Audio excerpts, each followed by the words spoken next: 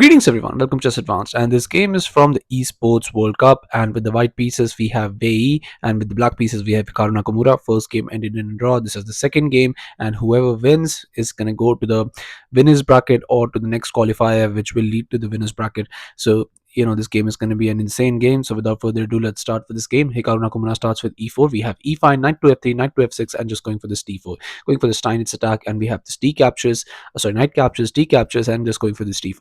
And you could go on pass on, but that just defeats the purpose of this line. So here just knight b2, and we have queen to d7, but just bishop to d3. Now you could castle, get the rook into the game, and if black hesitates to castle, you could start an attack as well. So here just knight to c5, but just bishop back to e2. You don't want to lose the bishop very early on. Knight to e6, and there's a lot of knight moves, especially in the opening, and we have castles. But now here bishop to e7, and we have this rook to e1, castles, and here in this position just knight back to f1. You're going to remaneuver that knight here to g3 or to e3 depending on the position, and we have c5. And although you could play this, but if this advances, I mean, this could go lead to a lot of different things. So here just knight to g3, rook to d8, and here just b3. And here in this position knight to c6, but now just going for bishop to d2, and we have b6, and here bishop to d3. Now even allowing this to happen, but this doesn't lead to anything right now. But if you push it, maybe in the future you might be able to get something out of it. And here just a6, not going for any of that. Here just a4, but now just going for this rook to b8, and we have this knight to f5. And now this knight is starting to jump here in the future, so that would definitely lead to something good. And here just b5, just pushing all those pawns. And here definitely Hikaru is trying to attack on the queen side, where there is no attack on the king side happening by Wei Yi. So it could lead to that, meaning that he has to defend on the queen side, and it could be very much difficult without the counterplay that he should have played on the king side. So here just knight caps on e7 with the check, queen captures, and here just a captures. And here in this position you have to be very much careful. If these pawn pushes happen, I mean, your bishop, light square bishop could be in a very tight spot. You'd have to play a move like passive move like bishop to f1, and that could lead to your position crumbling. But here you could go for this queen to c1, and this queen to c1 is a good move. But then again, you have to be very much careful. Here queen to f8, and here after a move like h3 h6, not allowing any bishop jumps, you play bishop back to f1. And now in this position bishop to f1 works simply because of the fact that here after you play queen to e7, just bishop to e3. Now this bishop is helping out with the defense, which is it's supposed to be. There are no pawn pushes. You could push this pawn, and you could also start some sort of an attack with the not there obviously with the knight. And here knight to f8, but now here bishop to f4, and both players has to wait. But here you are threatening something. You are threatening to push this pawn, just going for that rook. So here you would see something like just attacking that bishop. But now once you move the bishop back, you have to defend it. So here bishop to e6. Now you get this position where it's an equal game for both players, and black is a little bit better, but Hikaru knows how to convert weak positions to actual victory. So you're gonna have to be very much careful. But here after a captures just h4, and h4 is a little bit premature, although you should have played this move like 2 or 3 moves ago, but now it's a little bit premature. Here after h6, here just going for this c3. I mean, playing on both sides of the board, it doesn't always lead to good things. Here just c4, but now finally that pawn push came. B captures, we have b captures attacking the bishop, and now bishop to b1.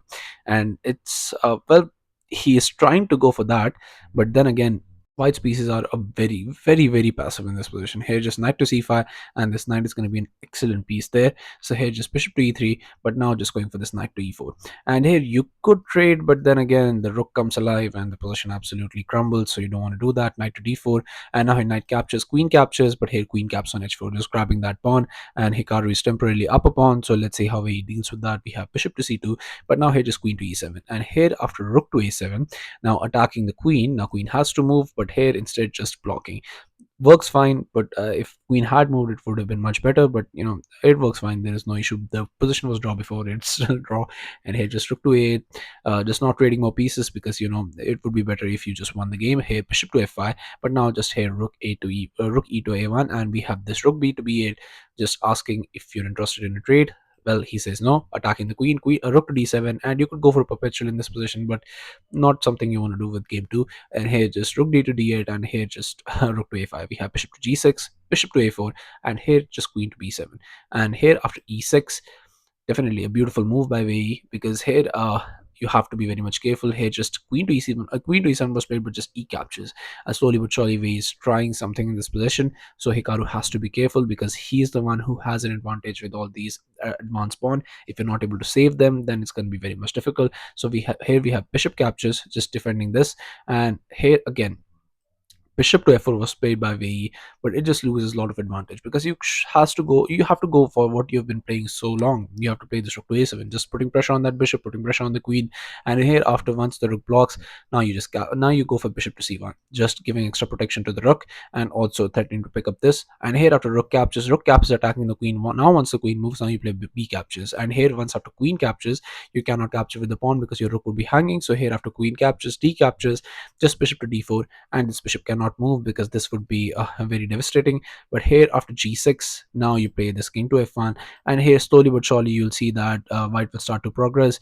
You're going to come up here, you're going to gobble up this pawn, where on the other hand it could be that for for doing that you might be able to have to lose this g pawn once the rook gets in your position. Let me show you a line here. Rook to a4, just bishop d5, and here just a few moves later rook to c6, and here after the rook comes in you capture this. But now here just rook captures, and this could be a double-edged sword where black will have a very strong h pawn, but you will have a very strong c pawn. So most likely it's going to end in a draw, but still it's going to be very much, you're going to have to be very much careful because you know that there is no increment in this game and it could lead to a lot of different positions. And Wei Yi is a player of shorter time format, so he knows how to play fast. But bishop to f4 just gives Hikaru a bit too much because in this position just rook to a8, asking for a rook trade, and Hikaru he has declined so many trades now, but he goes for a rook trade because he sees something in this position. Here bishop to c6, attacking the rook, but just rook captures, queen to f6, asking for a queen trade, queen captures, g captures, and he thinks that this endgame is definitely winning for him.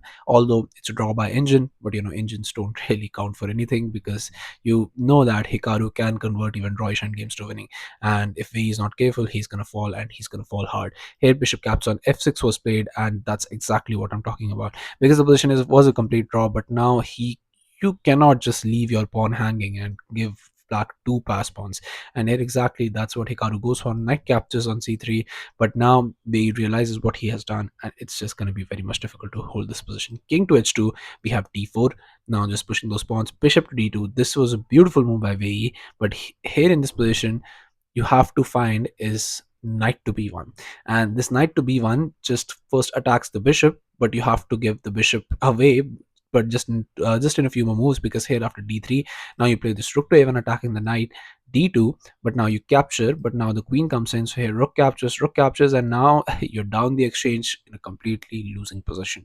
But here obviously Hikaru cannot find all the right moves. Here he plays this bishop to d5, but bishop to d5 doesn't work. But I'm going to ask you to pause the video and try and find out the only move that works for white in this position, which gives you a chance to draw this game, while I give you a couple of seconds. So congratulations to everyone who's able to find this move. The move is bishop captures on c3. And idea being that you obviously don't want to trade because double pawns, you're going to not win that in game. But here after bishop captures on c6, you have rook to c5. Just giving up the bishop. Sorry, not that. Just giving up the bishop. And here after d captures, you play rook captures. And here after bishop to d7, you just capture that pawn as well. So if you're able to eliminate this pawn, it's going to be an easy draw. Now it's going to be a struggling draw, but it is going to be a draw. Here just rook to c5 was played, and it just doesn't work, and Hikaru sees it immediately. He goes so bishop caps on c6. We have this rook caps on c6, knight to e4 attacking the bishop, bishop moves, and here just d5, and we have bishop to b6 and just d3. And it was on this move, on just move 46, that Wei Yi resigned the game. Hikaru Nakamura won the losers bracket. He's going to go over to the qualifying rounds of the losers bracket so that he can play in the winners bracket once again. So yeah, thank you all for watching. I'll be coming back with games like these, so stay tuned for the channel, and I'll be seeing you guys very soon. Thank you all.